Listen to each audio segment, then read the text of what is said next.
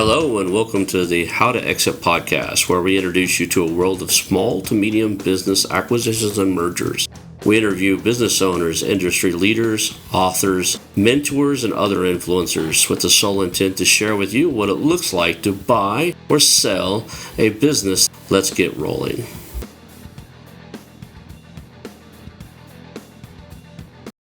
And now a moment for our sponsors. I want to highly recommend you get Acquisition Aficionado magazine. Every month, Acquisition Aficionado magazine brings you tactics for business buying and selling you won't find anywhere else. Learn firsthand from industry leaders who share their success stories, featuring in-depth interviews and stories from leading figures in the business acquisition industry.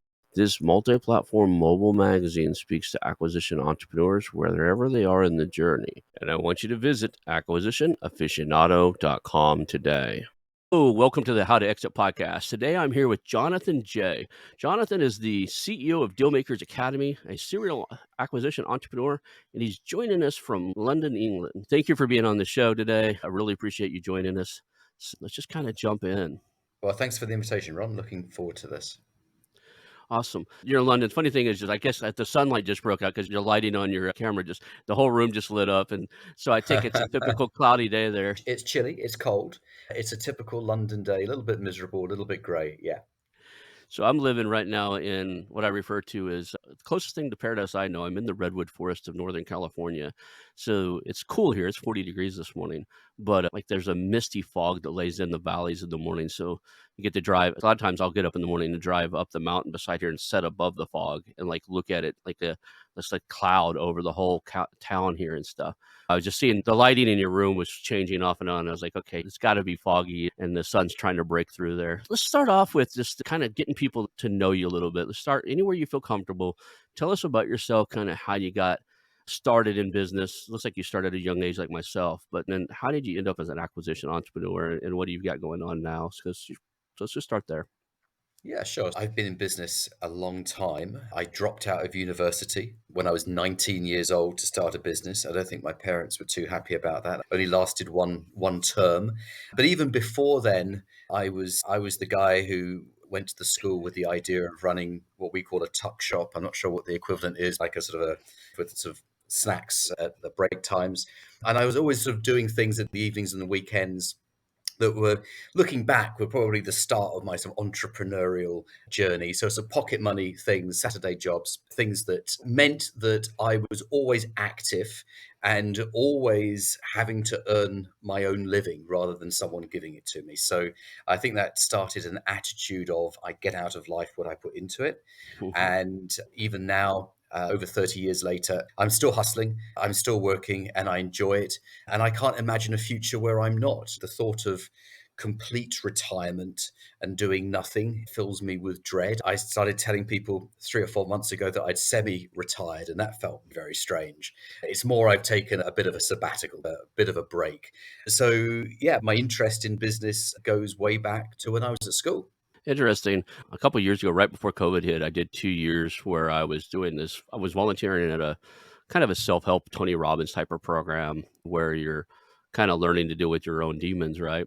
And then I did a 2 years team. 2 years of that program was team leadership and team building. Moved to Dallas, was living in the tiny house, and I kind of like semi-retired there. Had a lot of real estate, and that was paying it. But I realized that I probably am never that guy either. Like I had a lot of free time on my hands in that space, and I would go fishing every day and stuff, thinking that this is what I would do when I retire. And within 2 weeks, I was absolutely miserable. I was like, when COVID hit, my wife's like, "You better go find something else to do." Or she's like, because we were both locked in the house, right? And it's a tiny house, 320 square feet, four of us in here. And she's like, "If you don't find a hobby or find something to get busy doing, you're going to go nuts, and you're going to drive us all nuts in the process." That's kind of the start of my journey back into like in the business, into this acquisition entrepreneur space. So I get that as being a guy who probably be doing something or have my fingers in something until I'm pushing up daisies type of guy. I find it enjoyable. I mean, I really do. You're in London, England. I know you travel around a little bit, right? So where have you done deals? Where's it like? What areas do you focus on? Do you do some international deals? You do deals everywhere? Just No, London? no, just here in the UK, we've got millions of businesses in the UK. I do see this trend for people wanting to buy businesses in other countries. And I figure that if there's a visa or there's some sort of ulterior motive, then fair enough. Something, if you have to jump on an aeroplane to go and sort out a problem, that sounds to me like a lot of hassle. And I always say to people, why don't you buy a business in your own town, your own city? I buy one thousands of miles away. Not sure if I'd want that sort of hassle in my life. It's interesting as I was buying stuff. I own a little pest control company and some other stuff in Tulsa, Oklahoma, where we were living. And then we had a little bit of a family emergency and packed up and moved to Northern California. And now I'm looking at this space going, what can I buy and run anywhere? So I'm looking at a lot of online properties and online content type of stuff just because I love being that digital nomad is what that nickname they've got. Hmm. I love being Hmm. able to own things that are generating income, own businesses that are making a difference in the world. Like yesterday, I took a 2-hour drive up the coast and watched the sunset over the Pacific Ocean with my wife. It was beautiful. Today is our 15-year anniversary. It says Glad you're spending your anniversary doing a podcast interview. I've got 2 today. You got your Like, priorities right. well, I said, "What are you doing tomorrow?" I was like, "Well, I'm doing 2 podcasts and I'm selling some real estate notes. I'm a workaholic." Like you started early in the real estate. I mean, as an entrepreneur, I started the same way. I grew up with a workaholic as a father. His mentality was, "You're doing one of 2 things. You're either earning money or spending it. It's your choice what you're doing with your time during the day." And I get that, right? You either like even the drive up the coast, we're buying gas, we're buying snacks, we're whatever, right? And if you're not, I know there's a lot of other things in life, but I still have that childhood memory of my father. Like we're either making money or spending it. We were either fishing on a lake somewhere or painting house. My dad was a painter. We were painting houses, right? It's just part of this entrepreneurial journey, just to want to create and to want to do that. And as an acquisition entrepreneur, that's the creation is a little bit different. So let's talk about you went from building businesses and having side gigs and stuff. Now you're acquiring them and bolting them together. You got a lot of experience in that space. When did you do your first acquisition? Or was it an exit first? You built something and sold it first? Yes, 23 years ago. So in 1999, Mhm. I owned a magazine publishing business. And we started off publishing one title that expanded to 3 titles. And then I was approached by something that's such a long time ago. I can't remember how they found me or how the conversation started. Could well actually have been one of the magazine subscribers approached me and said we'd be interested in buying the business. I was very flattered. I did a deal that meant that I made more money the day that I sold the business than I had for the previous 2.5 years of owning it. So for 2.5 years, I made a certain amount of money from operating the business, but turning up every day, thinking about it all the time. I get a bit obsessive with these things, so I think about these things all the time, thinking about it at the weekends, not being able to stop, being called a workaholic by everyone.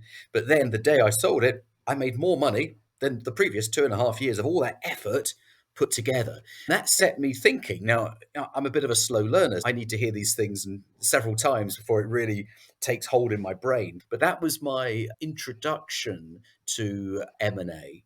It was a very good introduction to M&A. Interestingly, I sold the business in the same way that I have subsequently bought a lot of businesses Mhm. by structuring the payments over a period of time. And as the seller of a business in that way, I was very happy with it to the point after 2.5 working very hard of getting a little bit, I kind of run out of energy and run out of interest in it. So it was the perfect exit for me. And I had another business that I was sort of starting, and that turned into quite a sizable business. And I needed free time. Sale of the business taught me about M&A, but also freed up my time to develop another business that actually became a private equity deal a few years later. That's awesome. So you've been doing this for quite a while now. So I'm sure there are like common myths out there about the acquisition entrepreneurship, buying and selling businesses and stuff that you just don't like you want to debunk. Like what I'm looking for here is things that normal people that are getting into this space think are true, but from your experiences just don't Sure. necessarily exist. The biggest misconception is that you need to be wealthy to buy a business. And when someone comes to me and says, Jonathan, what's your advice? What do you suggest I do? I always say to them, I don't care how much money you've got. I don't think I'm not wealthy. I don't care what your savings are. It doesn't make any difference.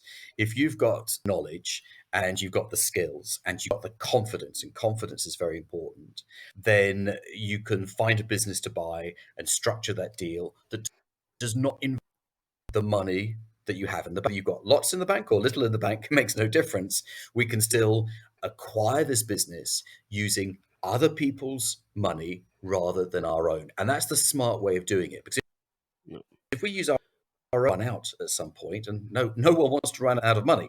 So smarter to use other people's money because those sources never run out, which means that you can do more deals, you can do bigger. And I have people doing multi-million pound deals as their first acquisition because they're using other people's money. I've got so many case studies of that happening. So the biggest misconception is that you need to be wealthy to buy a business. No, you do not.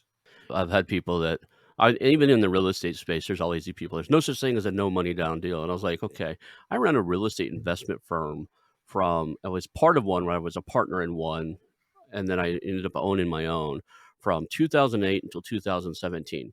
We did hundreds of real estate transactions.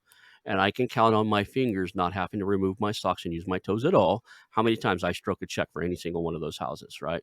It was a game, right? Game was the seller's always the bank. That's just a phrase we had. And a lot of times that meant when we bought it, we tried to convince the seller to owner finance it. That was the first step. And then when we sold it, we owner financed it because we got interest on our money. So the seller, when I'm buying it, they're the seller. I'm trying to get them to finance it if they can. And if not, second option is other people's money, private investors. Which one of my friends and family and other people would like to earn a great interest rate that they're not earning anywhere else? I'm doing favors for people, Yeah. and that's So the same thing in this space, right? Yeah, so when I say other people's money, I don't really mean people as individuals, different types of lenders, different types of finance. Of course, it can also apply Yeah. to money from friends and family, and I've got people who've done that, but usually it's far easier just to go to a lender. And Mhm. also, I think that you want to preserve your friendships, and borrowing from friends and family can sometimes can you don't want it to go wrong, do you? Right.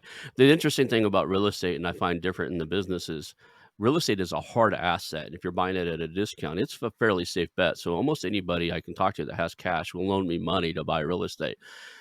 Business, on the other hand, that investor doesn't have such a hard asset. Now they have to believe in your ability to take that business and not mess it Hmm. up. Hmm. Even if it's a business that's just cranking out cash, right? They have to believe if you did nothing, it would just run. So it's yours to screw up. But they have to believe in you enough to loan you the money. They would have to believe in you enough that you won't mess it up. And a financial institution will look at hard assets and other aspects of that business and Hmm. know the risk profile way above and beyond your own like connections. I can get that. I know of a bunch of them. A lot of people say there's no such thing as no money down. Like I hear that a lot now. There's kind of a small group of people on the Twitter space and other people that are trying to debunk the whole no money down deals. And I don't think they get it that there's all these different types of financial lending options, Yeah. factoring invoices, So, and so yeah, let's just get some clarity around that phrase "no money down," because I think there's several different interpretations of it, aren't there? And I think the interpretation that some people jump to is that you buy the business and you don't give the seller of the business anything, and the seller of the business doesn't get any money. But that isn't the only interpretation of no money down. So, a client of mine, his name's Dan, he's just bought his first business and he paid on day one £10 million, which I think is about $12 million right, on day one. And it's a big, heavy equipment, construction equipment business. So the owner of that business walked away with £10 million, $12 million. But that was actually a no money down deal because Dan didn't have $12 million. That was not his money. That was other people's money. So no money down deal doesn't mean that someone is shortchanged or someone comes out of it badly.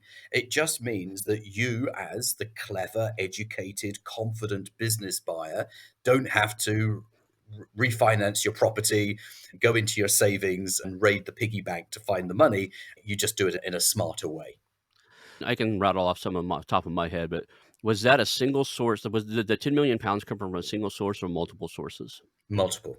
Okay, and We probably call them different things here because we use different terminology here than they use in the UK. But what are some of the sources? I'm thinking it's Yeah, probably asset loans against the equipment, factoring against correct. invoices, and Correct as well, yeah, and cash at bank. Those were the 3 sources. So yeah. there was £4 million cash at bank, there was, £4 million of equipment, there's the invoice financing. So you take all those elements together, put them together, and you get your deal price.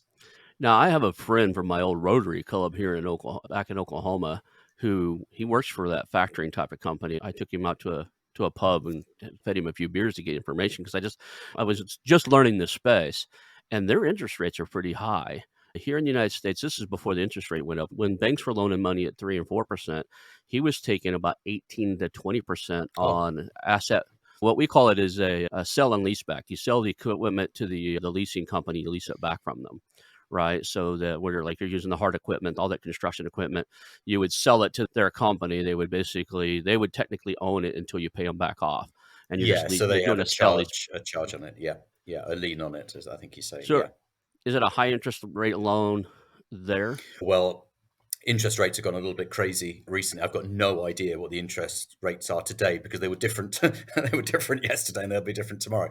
Sometimes the interest rates can feel a little bit high, but if it allows you to do the deal and the cash flow of the business supports the repayments, then you can still do it. And quite frankly, they're not going to give you that money unless the business can support it anyway. And they can be quite prudent and cautious lenders. So the fact that they will lend you the money using those assets as security should give you the confidence that business has sufficient cash flows to repay the debt. I actually brought that up for that reason because in the real estate realm, people would say, "How do you pay 12.75% interest on real estate deals?" Because we had a hard money lender in town that would loan us money all day long at that, and 12.75 seems high. And I said, like, the deal still makes sense, right? And when I run the numbers, if I don't care what the interest rate is, if I can still cash flow the deal and make money, there's always the Mhm. opportunity. I didn't do it as often as I probably should have, but there's always opportunity. I can refinance that debt at a lower interest rate later if needed. The deal serviced the debt and I still made money. I did the deal, right? The numbers worked. The reason I brought that up is people will get tied up. A lot of the other listeners will go, I don't want to pay credit card rates on a business I'm buying 19%, 18% on the equipment loan. That's ridiculous. And I was like, well, that's just part of the deal, right? If it still services the debt, Yeah, exactly. You might not like it, but if you can still make money, then what's the problem? exactly. Don't let your personal biases get in the way, I guess is where I'm going with that one. Yeah, good point. Yeah. So let's go talk about I love story time. So tell me about you've been teaching this for a while now. Is that transaction complete? Has he already done the integration? Is he running it now, or is that something recent? Yeah, it took him a long time to get it over the line because there were so many moving parts and the finance was quite chunky. But no, he owns that now, and now he's looking for similar businesses. It's a lot easier to buy your second, third business once you've bought your first because you're no longer a guy with an idea. You're someone who actually owns a business in that space, which actually means that finance is a more doors are open with finance because you're no longer someone wanting to enter a market. You're in the market. You own a business in the market. You've got finance in the market, and now you want to expand your business. And actually, that's what lenders get their head around more easily. Someone wanting to expand their business than someone who wants to buy into a new sector.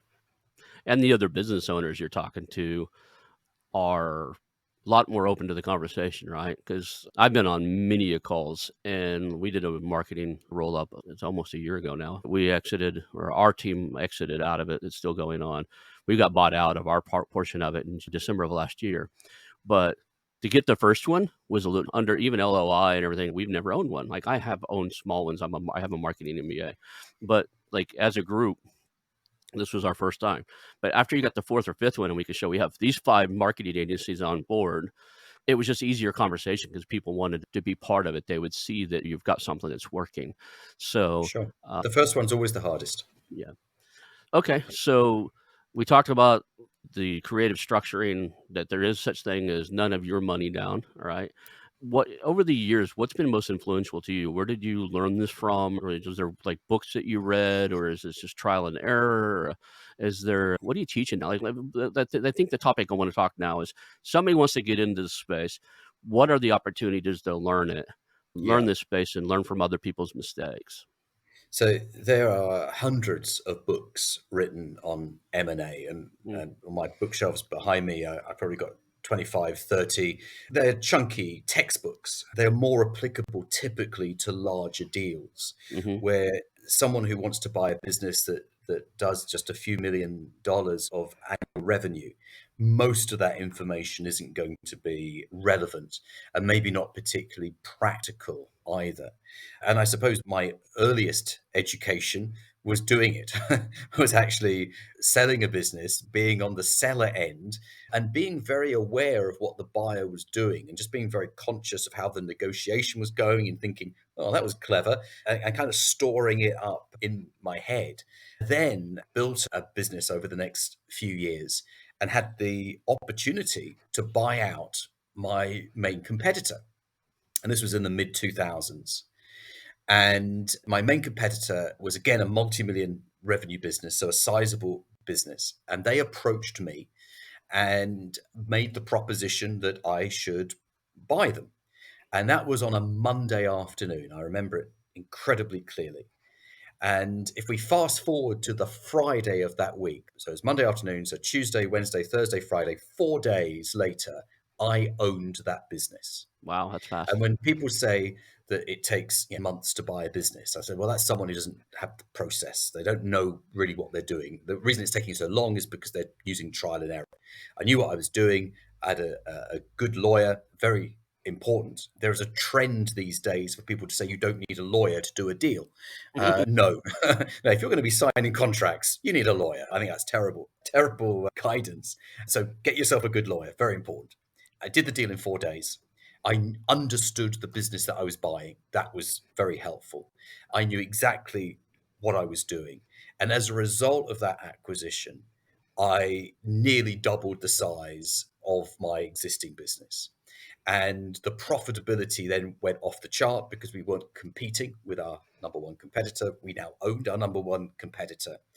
And about less than a year later, just under a year later, I sold the new combined business to a London based private equity firm in a deal that was pretty life changing.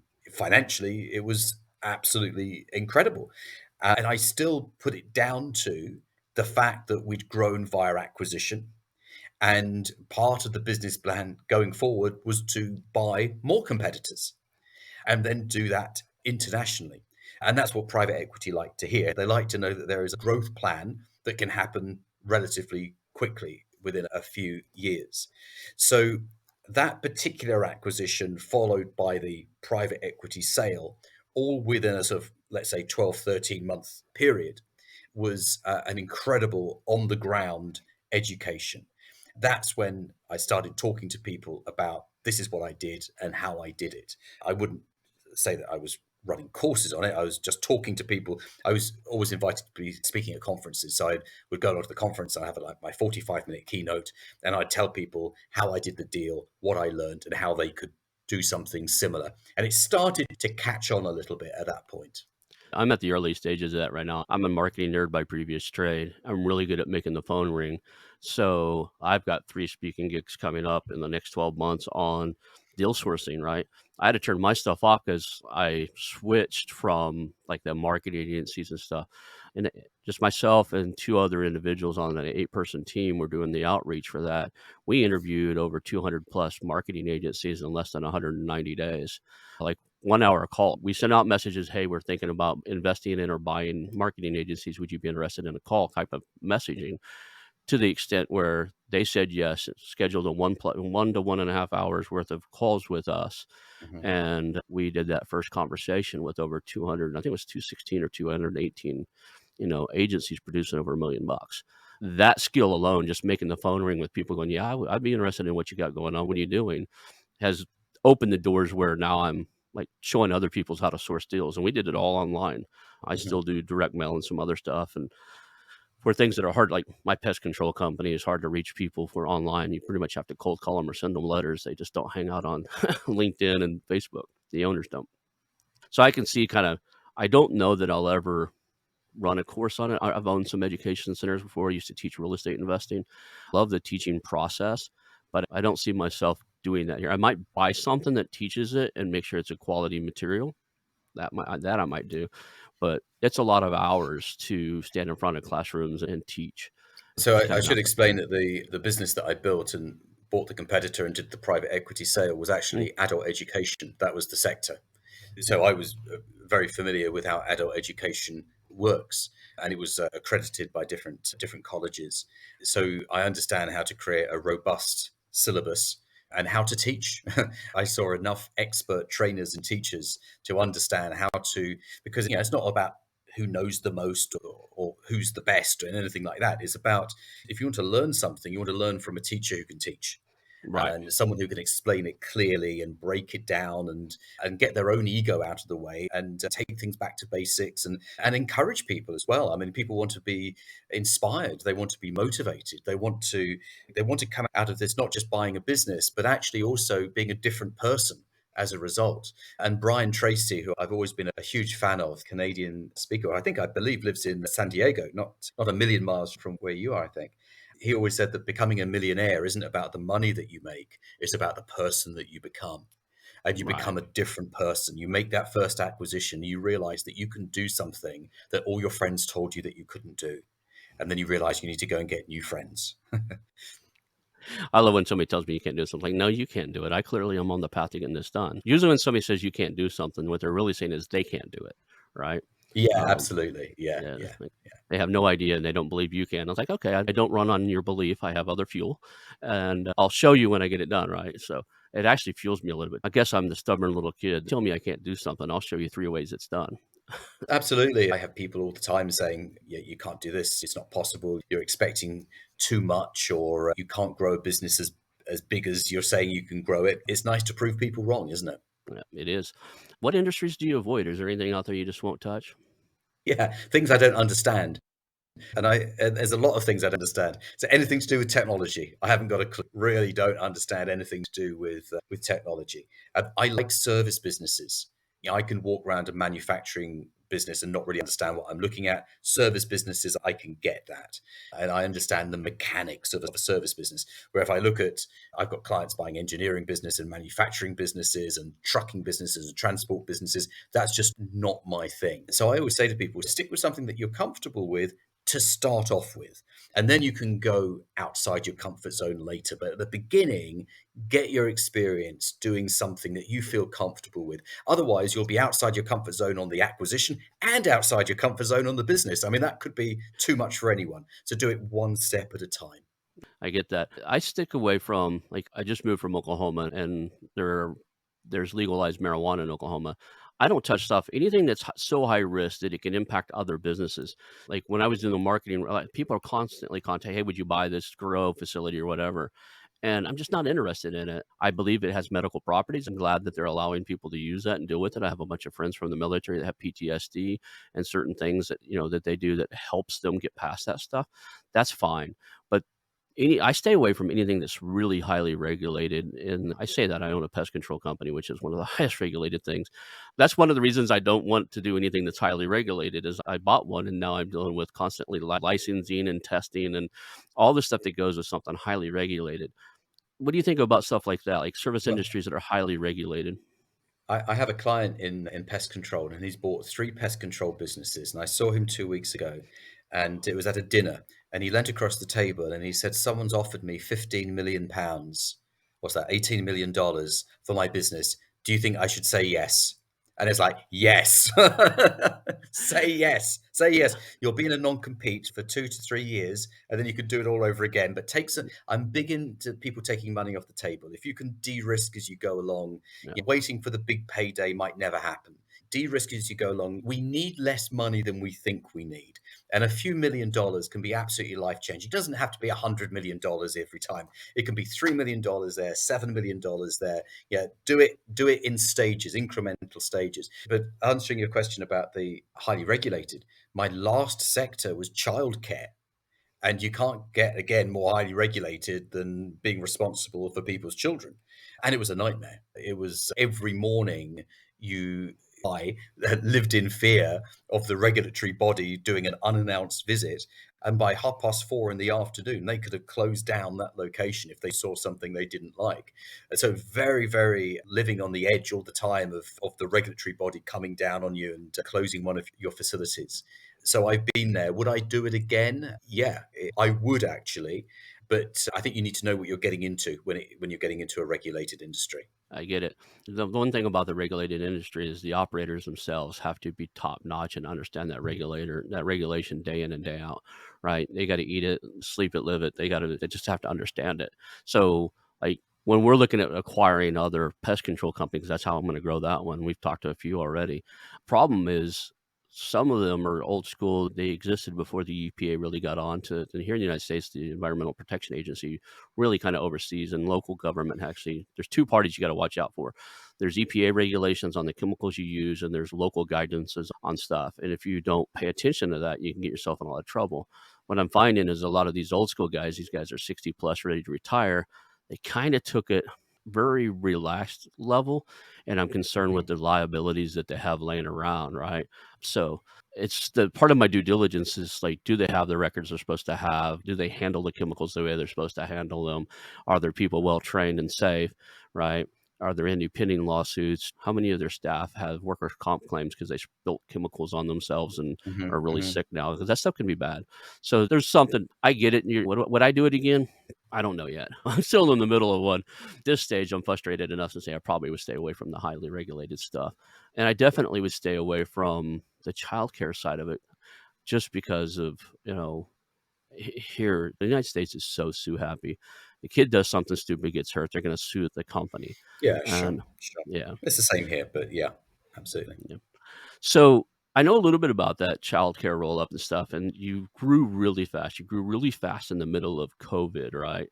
Mhm. And there were some difficulties inside. Do you mind sharing some lessons learned from that? Because I think that's really valuable for people to learn Yeah, from other sure. people's mistakes instead of doing them themselves. Yeah, sure. We did a lot right. We went from 0 to the 4th largest group in the sector, and the sector is dominated in the UK, and I'm sure it is in most countries, by private equity backed. The 2 largest groups in the sector listed on the New York one's listed on the New York Stock Exchange. One's owned by the Ontario Teachers Pension Fund, which is a huge investment fund. The 3rd largest group is owned by a European private equity fund, and then there was us. We reached scale very, very quickly, but it was challenging. And with the benefit of hindsight, we grew way too quickly, way, way too fast. And we didn't have the head office infrastructure that we needed. We were constantly playing catch up. Imagine doing 48 deals in 2.5 years, different parts of the UK, mostly in the north of England, spread out a little bit. I live in London, so I'm 400 miles away from everything. So that distance created a few challenges. My role always was intended to be just the person doing the deals.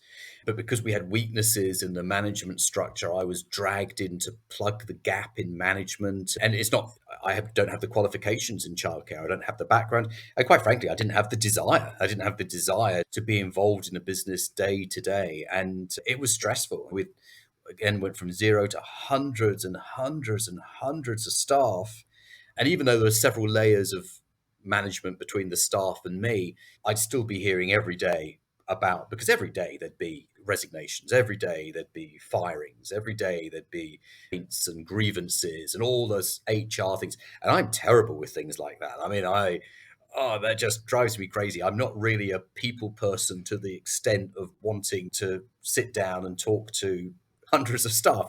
So, yeah, really, really challenging. And I think probably I thought I had more energy than I actually had. I'm 51 years old now. And yeah, I think it started to catch up with me physically and mentally. I could get it. Physically and Yeah, mentally. I'll be And 51 in February. okay, we're in the We're same the age. same age. Yeah. And actually, I ended up in hospital. Put me in hospital. I had to have a colonoscopy because Mhm. my stomach pains were, I couldn't sleep for the stomach pains. I couldn't stand up straight.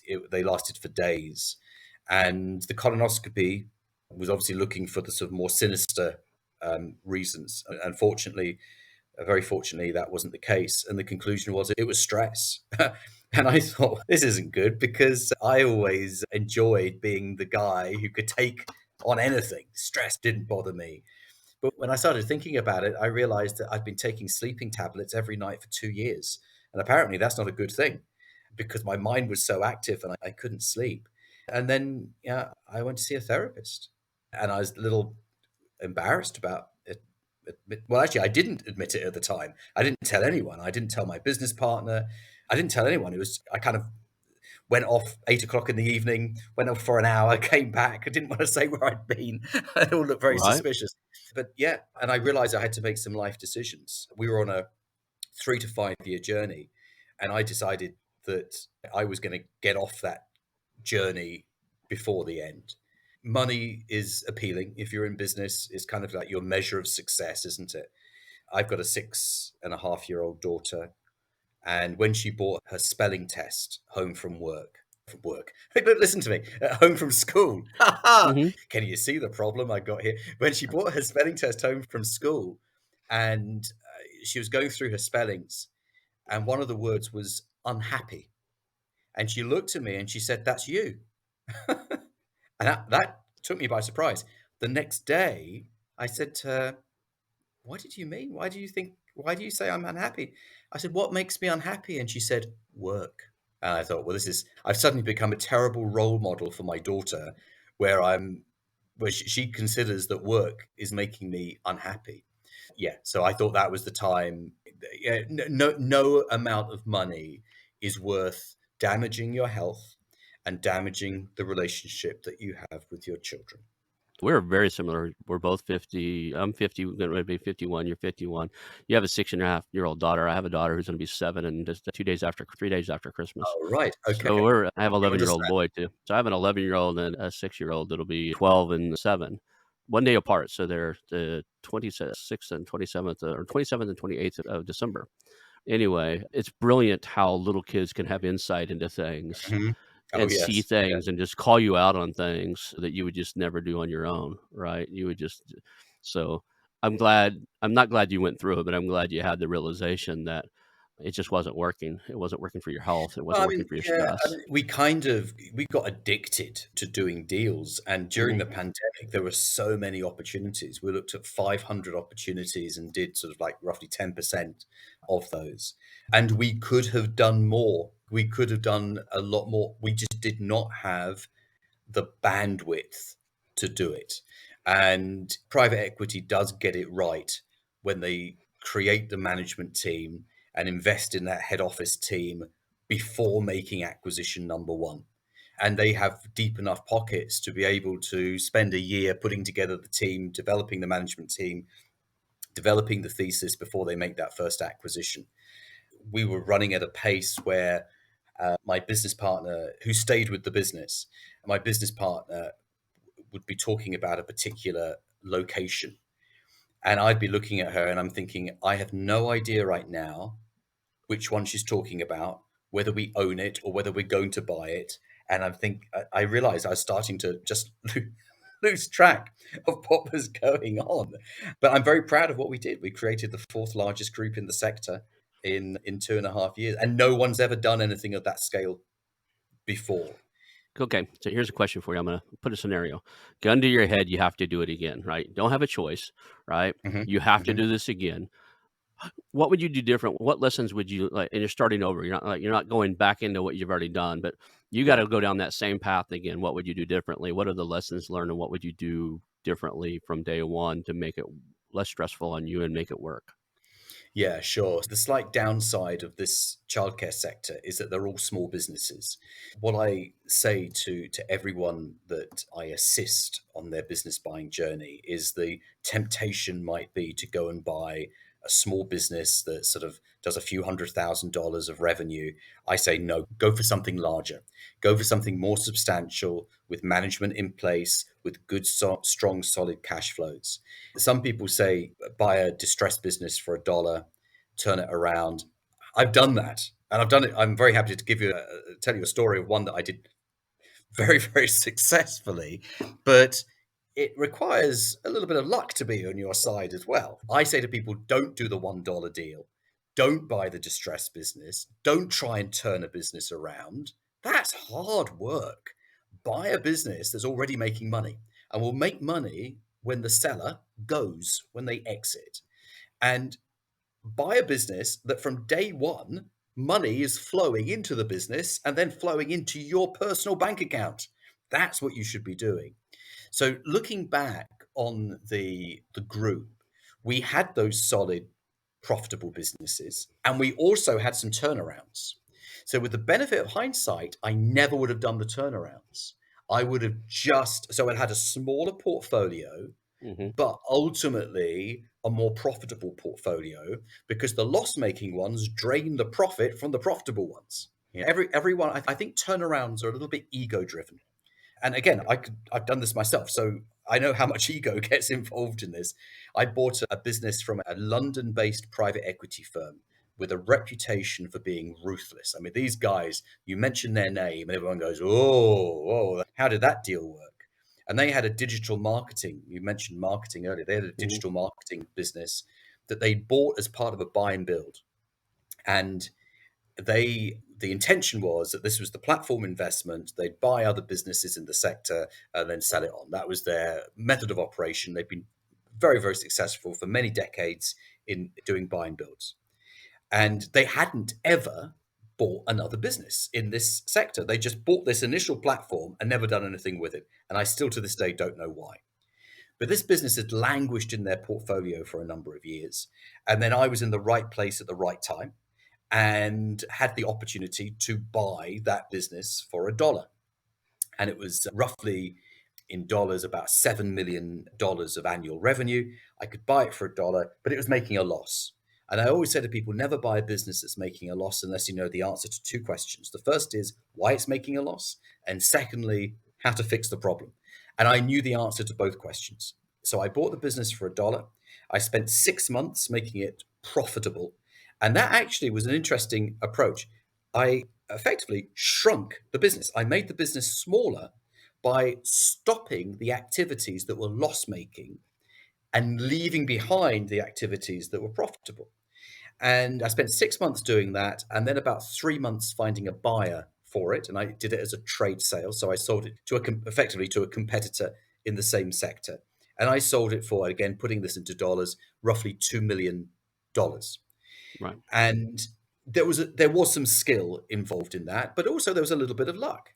And can someone do that as their first deal? I think the chances are so unlikely that you might as well not even bother. Buy a solid, profitable business that makes you money from day one. Don't gamble it all on a turnaround. That is my best advice, I think, to people who are thinking of buying a business for the first time. How early in the process do you start talking about or thinking in your own mind about how it's gonna be exited? Like, do you know from day one it's gonna be a trade or what we call a strategic purchase? You're gonna sell this to somebody in the industry, a competitor. You're gonna sell it to private equity. Do you buy things with like, okay, I know private equity company over here is buying these, and if I buy this, do X, Y, and Z to it, they're gonna want it? Or does that come later in the process? You're just looking for something very profitable, you're gonna run it, and you start thinking about who the acquirer is on the other end at a later time. Yeah, so there's two approaches. You could either buy it for the cash flow and you Mhm. say, yeah. So for example, I've got a client who's about to close on a lighting company, and it's got into the final week before they closed the deal, and it's very tense at the moment. We were at 6 a.m. this morning. We were messaging on LinkedIn. We say, "What do I do with this?" and how to give me a second opinion on this, and that's going to create for them 80, again putting it into dollars, $100,000 of free cash flow every single month, and that is their focus. It's a father and son buying this business, and their focus is that cash flow. And I think for most people, that level of cash flow is life changing. The sale of that business in the future is secondary, and it will come because you can always sell a good, Mhm. solid, profitable business. Other people take a different approach. They say, I know that, for example, in the dental sector, these private equity firms are buying, they're buying at this multiple. If I can buy dental practices at, I don't know what they'd be in the US, but let's say at a 4 or 5 or 6 times multiple, and I know that I can sell for 12 times, I can more than double my money. So it's a very strategic play to say, I buy at one price, I sell at another. Let's buy as quickly as possible, consolidate, make as many cost savings as possible to make it as profitable as possible without making it run on thin air. I mean, it still has to be a sustainable business. And then I can sell that to these buyers. And if I can get a couple of them interested, I can run a competitive scenario, which always gets you the very best price. It really depends what you want to do. To the first time buyer, I say buy for cash flow. To the more experienced business buyer, I say let's put together an acquisition strategy that allows you to exit for a life changing amount of money in the future. So it's different strategies for different people at different stages in the journey. I got it. So in here, I know a couple of guys trying to do the dental roll up. I know somebody who started one and then they let go of it. They sold the ones they acquired. But I know somebody else that's trying to do it. A lot of professions here, like dental, medical, veterinarian services, Mhm, you mhm, as an individual cannot own them, but there's ways around that, right? So for anybody that hears this, like, man, maybe that dental thing's not a bad idea. Understand that if you're not a dentist, you can't buy a dental company here in the United States, but you can set up what's called a DSO, a dental service organization. And there's a way around it. You can acquire dental offices into the dental service organization and sell them as a package. But there's all kinds of regulations about the medical professional being on his own, being able to make his own medical diagnosis, and you can't have any control over what they what diagnosis they give, what prescriptions they write. There's a lot of rules around it here, and mhm. because I looked and get in the middle of that one, is like that's like highly regulated. Like I actually had one of the people that I talked to on a regular basis. She came to me and said, "I have investors wanting us to do a veterinarian roll up." And we'd have to set up a medical service organization in every single state that we were acquiring these veterinarian services in. And it just when they heard which is about here, it's about I want to say from my research, it looked like it was gonna be about 18 or $20,000 worth of legal fees per state to set up the MSO and then so much per month to manage that MSO while we're acquiring them. When the investors heard that, before we even start buying the first one, we need to do X, Y, and Z. They weren't as interested in. The reason I bring that up is, like, anybody that looks into it and is like, "Well, you can't do that here." You can. There's a way for everything there's a way around it, right? Sure. The only one I haven't figured out is when I owned my real estate investment firm, I actually wanted to buy a law firm. We were spending so much money on attorneys anyway, so you can't legally, at least in the state of Oklahoma and many other states too, you can't own a law firm if you're not an attorney. You can't participate in getting any revenue for legal services unless you're an attorney, and there's no legal service organization, right? There's no way, there was nothing you could, at least in that state, there was nothing around it. So there are a few that you basically have to have that license, that certification to even be part of. But most of Mhm. the others, you can build something around it and play within the rules that are there and make them work for you. Yeah, and this is why lawyers are worth their weight in gold. We might not like paying lawyers, but yeah, it's important to do things correctly. It's funny to tease and say I'm grooming one. I have a good friend that's into the acquisition entrepreneur space. He's been with me on this journey. We talk probably 2 or 3 times a week. He's been going through law school. He takes the bar in February, and then I plan on using him and his services as part of what we're doing, just because he's learned everything I learned. I've been sharing. Right, I'm a big fan of that. That having like legal representation and look at everything. Mhm, Um, mhm, Here it's a little different. I don't know what it's like in London, but every state here has its own state bar. So if you buy something in I'm in, California, so if I buy something here, I have to have a California bar licensed attorney look at it because sure. the contracts and stuff are different. Well, to put it into context, the UK is smaller than Texas, so we've only got one legal system. That's actually not strictly true. We have a different legal system for Scotland, but yeah, generally speaking, we have one simple system. So here if you're gonna do a roll up across multiple states, you pretty much need an attorney. There is some across, like you can pass the bar in one state and then actually get licensed in another state through there's a I forgot what it's called, a reciprocity type of there's states that are reciprocal in licensing and bars and stuff like that. So Mhm. you file a fee, you pass maybe a test or you get some certification and proof, and now you can practice law in their state also.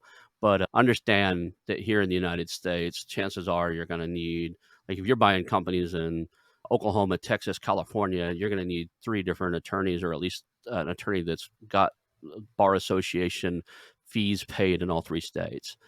We overcomplex things. Everything here is the lawyers. I think the lawyers built this country, so they made it work for them. Every one of our politicians, if you look at the background, almost every politician we have has passed the bar, right? They were an attorney at some point or another, right? Okay. Almost every Okay. every president, almost every one of them, they went to law school. They made the rules, and therefore, you need one if you're going to be in the business space. Let's dive in. We're about 56 minutes in. Let's make sure we cover the like. How do people work with you, right? If somebody wants to learn from you, work with you, show a deal to you, and get your opinion on it, is there a way for them to do that? Yeah, I'm very happy for people to connect with me on LinkedIn. I'm quite active on LinkedIn. That's really the only social media platform that I'm active on. And I run lots of very low cost introductory Zoom trainings. I do those every couple of weeks, in fact. And it means because it's on Zoom, you can join from anywhere in the world. It's just a few $100s to join one of those classes, and I do it over a period of several days. So I found that if you do it all in one day, it kind of gets a bit overwhelming. But if you spread it over several days, and again, it's all about quality of teaching. It's all about making sure that people really come out of that training with the essential knowledge that they need, and also a confidence boost to be able to go out and buy a business. And some people stop there; they just do that training, and then some people come onto my 12-month program, which again you can join from anywhere in the world, where every 2 weeks I'm with you on a Zoom, training you in the next stage of the process. We found that very, very effective indeed, which is why we have so many successful clients. And they're from all over the world. I mean, we have people a lot from Australia at the moment, Australia and New Zealand, a lot from the UK, as you would expect, because I'm based in the UK, and a growing number from the United States as well. We're very easy to work with, very easy to connect to. So LinkedIn is a great place to find me. And that academy is the Dealmakers with an S academy.com, right? Yeah, so So you can go to the website, thedealmakersacademy.com, and that's got sort of the upcoming courses there. There's a newsletter you can subscribe to, the usual thing. yeah, you have your free download book and everything. I was on it earlier today. Let's cover the what if let's do the takeaways, right? If somebody could remember only two or three things from the show today, what would you want them to remember? It makes no difference how much or how little money you've got, you can buy a business. It's about having the knowledge, the confidence, and the skills. Obviously, you can't do it without those things, but it doesn't require money. And if you're willing to put in the effort, and it does require effort, then you can acquire a business. The second takeaway is that your first deal, and maybe your first few deals, should be solid, profitable businesses. Don't get this idea out of your head of doing a $1 deal and buying a distressed business and turning it around. The chances are it won't work. So you need to buy a solid, profitable business that will make money for you from day one. You want to be able to take money out of the business, not put money into the business to keep it afloat. That's the wrong way around. So there's two takeaways. And the third takeaway is that I think everything in life it requires persistence and to keep at it. I think too many people give up on too many things too easily, but the rewards are there for the people who persist. And it's easier to persist when you have got people around you motivating you, inspiring you. So get around the right people. I mean, there's a saying, isn't there, that you are the average of your five closest friends. And if your five closest friends aren't buying businesses or not in business, the chances of success start to stack against you. So get around a community, and we've got a private LinkedIn group of people who've been on our mastermind program. Over 500 people in that group. That is Mhm. the right place to hang out, where you can actually talk to people about the challenges and the concerns in your mind. They'll build you up rather than trying to drag you down. So those are my takeaways, Ron. I got it. I stopped telling my friends and family what I do just because they just don't understand it. And anybody who's not contributing to your goals is distracting you from them. So Yeah. I just do my best not to bring it up, right? If somebody's not on board and wanting to be part of what I'm doing, that's cool. Mhm. I'm not fueled by your desires. I'm fueled by mine. So I want to appreciate you. I want to thank you for being on the show. I appreciate you being here today. We'll just call that a show because it was great and hang out for a few seconds after we're done. Hey, it's your host, Ronald Skelton. I want to thank you personally for watching the show today and invite you to call our new hotline, 918 641 4150. That's 918 641 4150. Call us and tell us about our show, ask questions, suggested guests, or even tell me about a business you have for sale, and we'll reach back out to you. Again, that number is 918-641-4150. Call our hotline, leave us some information. Thank you. I want to announce our new channel partners, the ITX Marketplace. Since 1998, ITX has created $5 billion in value by selling more than 225 IT businesses in 20 countries. ITX works exclusively with IT-enabled businesses generating between $5 million and $30 million who are ready to be sold, and M&A decision makers who are ready to buy. For over 25 years, ITX has developed industry knowledge that helps determine whether a seller is a good fit for their buyers before making the match. ITX Mergers and Acquisition Marketplace we have partnered with has a proprietary database of 50,000 plus global buyers seeking IT service firms, managed service providers, Microsoft service providers, software as a service platforms, and channel partners with Microsoft, Oracle, ServiceNow, and the Salesforce space. If you have an IT-enabled business you're ready to sell, I want you to visit the itexchangenet.com/marketplace, how to exit. That link will be in the show notes. Visit them now. The Investors and Entrepreneurs Professional Mastermind. The Investors and Entrepreneurs Professional Mastermind combines the traditional peer-to-peer mastermind introduced first in Napoleon Hill's famous book, Think and Grow Rich, with accountability partnering, where your peers help you ensure that you set goals, take actions, and get results. If you want to scale, blow past roadblocks, and achieve success faster than you might think is possible, I suggest you take a visit over to TIEPM.com. That's TIEPM.com and check out the Investors and Entrepreneurs Professional Mastermind.